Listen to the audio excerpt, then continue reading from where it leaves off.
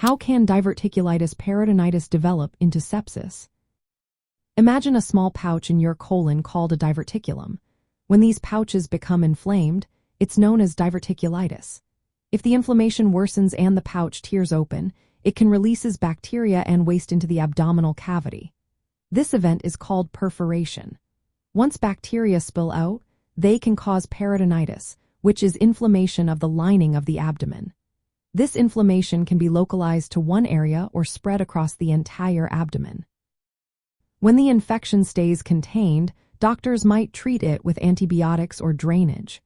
But if the infection spreads widely, it can overwhelm the body's defenses.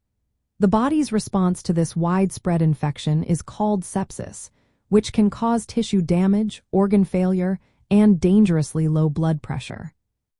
The process begins with the inflamed diverticulum. If it perforates, bacteria and fecal matter escape into the sterile environment of the abdominal cavity. This triggers an inflammatory response, leading to symptoms like severe abdominal pain, tenderness, fever, and chills. If the infection remains localized, it might form an abscess that can sometimes be treated without surgery. However, if the infection spreads throughout the peritoneal cavity, it can cause a systemic response. The immune system reacts by releasing chemicals to fight the infection, but this can sometimes cause more harm than good, leading to widespread inflammation. When this happens, the body's organs may start to fail, and blood pressure drops dangerously low. This is when sepsis develops, which is a medical emergency requiring immediate treatment. Certain factors increase the risk of developing sepsis from diverticulitis, especially if the perforation is large or if the infection is not caught early.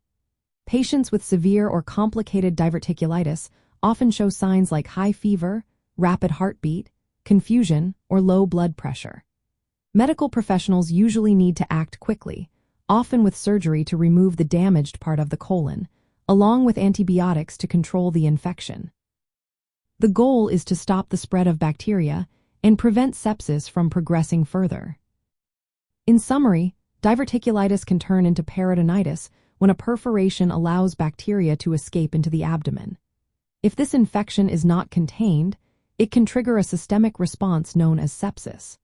Recognizing the signs early and seeking prompt medical care are essential to prevent serious complications. Always consult healthcare providers for personalized diagnosis and treatment options, as each case can vary widely.